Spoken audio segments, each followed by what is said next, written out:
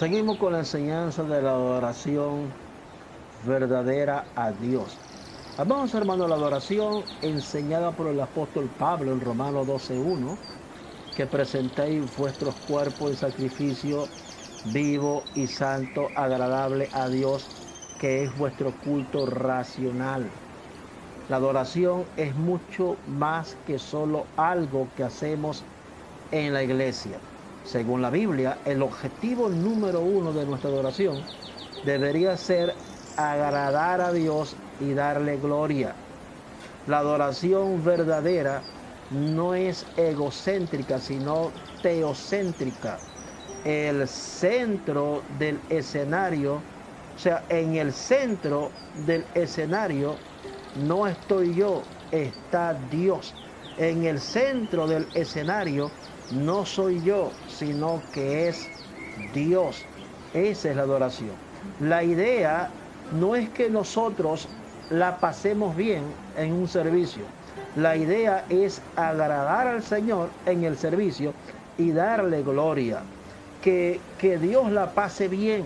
Si Dios la pasa bien, entonces nosotros la pasaremos bien y sentiremos su presencia porque somos santos y le agradamos. Y es allí el problema. Hay miles, pero de miles de actividades donde muchos la pasan bien, pero Dios no.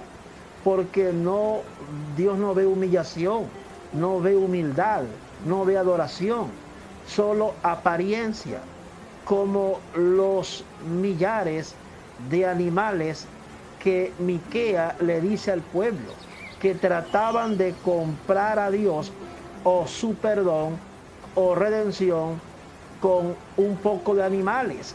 La simonía es del diablo, siempre lo ha sido. Pobres de los católicos que practican sus penitencias e indulgencias. Simonía significa venta religiosa, como el mago Simón.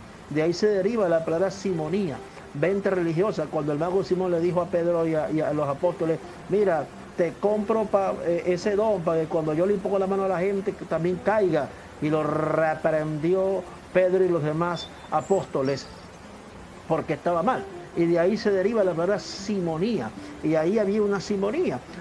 Vengo a presentarme, o sea, ¿con qué me presentaré para adorar a Dios? ¿Con un poco de becerro, un poco de macho cabrío? No, porque todos estaban mal. Lo que Dios quiere es que se haga justicia y misericordia. Lo que Dios quiere es que uno viva en santidad. Nosotros, amados hermanos, usamos mucho la palabra o las palabras me gusta y no me gusta. Curiosamente, el único lugar en la Biblia donde se encuentran las palabras me gusta es en Génesis 27:4. Palabras de Isaac a su hijo Esaú, hazme un guisado como a mí me gusta. Bueno, y ya sabemos cómo terminó eso. Pero hoy día las palabras me gusta son de las palabras que más se oyen. Un reflejo, sin duda, el egocentrismo que tan fácilmente se adueña de nosotros. Hay un demasiado del me gusta y del no me gusta, o sea, en nuestra adoración. Y la mayoría de las veces no nos preguntamos qué le gusta a Dios, qué es lo que le gusta a Dios. La adoración verdadera no debería ser una cuestión de nuestros gustos. Lo único que realmente importa es que le guste al Señor, que le agrade a Dios, que le demos la gloria a Él. Según la Biblia, alabar a Dios es reconocer sus virtudes, quedarnos impactados por ellas y alabarle por ellas. Alabar es elogiar, celebrar con palabras. Alabamos a nuestros deportistas, artistas, actores favoritos. Alabamos a las personas que más amamos. Alabar a alguien es reconocer sus virtudes, quedarnos impresionados, impactados por esas virtudes y alabarles por ellas. Y alabamos al Señor por sus muchas y maravillas virtudes, sea de forma directa, Señor, qué grande eres, o de forma indirecta, qué bueno es el Señor. Lo importante es que lo alabemos y lo adoremos. Pero es así como se está usando la palabra alabanza hoy día. Cuando se habla de, por ejemplo, de líderes de alabanza o de tiempos de alabanza, pues a veces sí y otras veces no. Pero ¿qué dice la Biblia? Según la Biblia, cantar a Dios y alabar a Dios son dos cosas relacionadas entre sí. Alabar a Dios y cantar a Dios. Por ejemplo, la letra de muchos de los himnos y canciones que cantamos en alabanzas al Señor. Santo, santo, Señor omnipotente, cuán grande es Él, grande eres tú, grandes son tus obras, tu fidelidad es grande. Son canciones que están alabando al Señor, pero no todas las canciones o himnos son de alabanza. Por ejemplo, esta alabanza que dice, o esta canción, avívanos, Señor, firmes y adelante, grata certeza, acéptame como una ofrenda de amor, como el siervo quebrado por las aguas, o hoy te rindo mi ser. O sea, cantar al Señor no es la única forma de alabarle. También le alabamos orando y hablando entre nosotros acerca de Él con nuestras vidas, que es la más difícil. Mire, hermano, si seguimos usando la palabra alabanza como lo estamos haciendo, nuestros nietos no van a saber lo que es alabanza. Al igual se ha desvirtuado la palabra amor. ¿Será que estamos en peligro de desvirtuar la palabra alabanza? Según la Biblia, el canto espiritual sirve para expresar todo tipo de emociones en todo tipo de situaciones, como ya hemos visto. Hay himnos y canciones de alabanza, pero también los hay de gratitud, de confianza en el Señor, de consagración, de petición, etc. Ahora, ¿tiene eso alguna base bíblica? Pues sí, sí la tiene. El libro de Salmos, hay salmos de alabanza al Señor, salmos de acción de gracia, salmos de confianza en el Señor, salmos mesiánicos, salmos pidiendo ayuda al Señor, salmos que son salmos de lamento, etcétera. Una de las cosas que más nos gusta de los salmos es precisamente el hecho de que en ellos se habla de todo tipo de situaciones, buenas y malas, y se expresan todo tipo de emociones, desde la angustia hasta el éxtasis de alabanza. Pero ¿será que no estamos en peligro de perder la riqueza de contenido de las canciones que cantaban el pueblo de Dios antes de Cristo? Porque la alabanza antigua testamentaria era puro Dios, adoración, alabanza. Y si hay un salmo que, como te dije ahorita, que habla de una situación precaria, pero al menos era inspirado por Dios y la persona era fortalecida en el espíritu. Porque según la Biblia, hay dos cosas que son más importantes que el canto. Escucha bien, hay dos cosas que son más importantes que el canto, que es la palabra de Dios y la oración. Mire, sé lo más importante que son para muchas personas los tiempos de alabanza que tenemos en nuestras reuniones. Yo sé que para mucha gente en un servicio el tiempo de alabanza para ellos es lo más importante, pero aunque cantar al Señor es muy importante, escuche bien, más importante aún son la palabra de Dios y la oración, porque depende de ello será el contenido de la canción y será el estado de la persona que le cante a Dios, que debe ser santo y con la unción y la gracia de Dios. Para eso se necesita que la persona se mantenga en la palabra y la persona ore a Dios diariamente. Por ejemplo, hablando un poco de la música. En el Antiguo Testamento la música tiene un lugar importante, pero no tan importante como la palabra de Dios y la oración. Hermanos y hermanas y amigos, hay libros enteros que no contienen ninguna referencia a la música.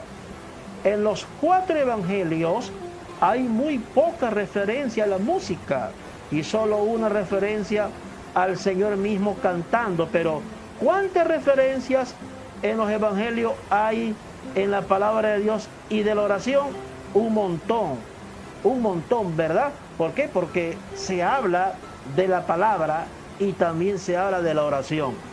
El libro de los Hechos describe los primeros 30 años de la iglesia, pero ¿cuántas referencias bíblicas en ese libro hay acerca del canto de los primeros cristianos?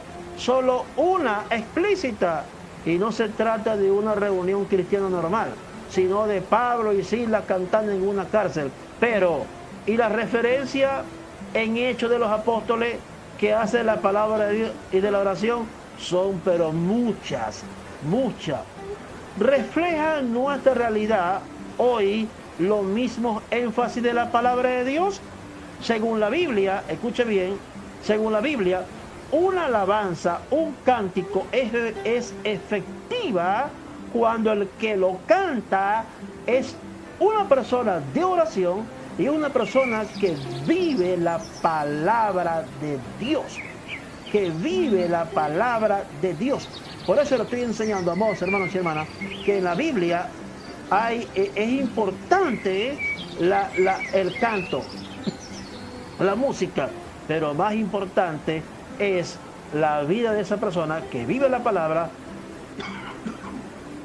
y que se mantiene en la oración, porque si no hay esas cosas, amados hermanos, de verdad, no sé qué vamos a hacer en la iglesia, porque la Biblia enseña que la vida de nosotros tiene que ser santa y pura delante del Señor Jesucristo,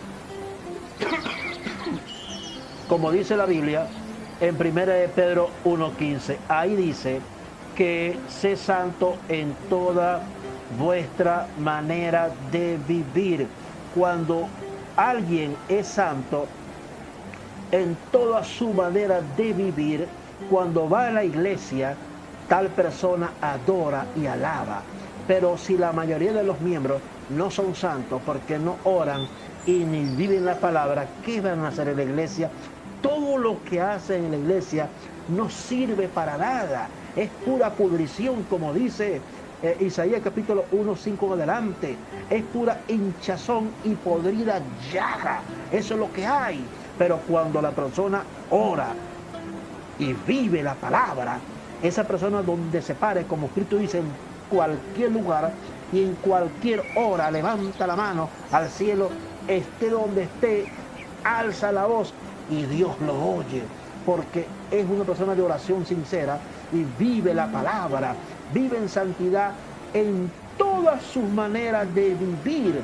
Esa es la adoración práctica, es que usted y yo seamos santos y santas, y cuando vamos a la iglesia, entonces lo que se va a hacer en la iglesia valerá para Dios, y Dios lo recibirá como un incienso grato, como un olor fragante, como un holocausto de paz, de alabanza, santo, porque simplemente nosotros buscamos a Dios y oramos a Dios y vivimos una vida santa. Pero lo triste del caso, que como te dije, que la gran mayoría hoy día no ora casi, no ora ni por la comida que se come.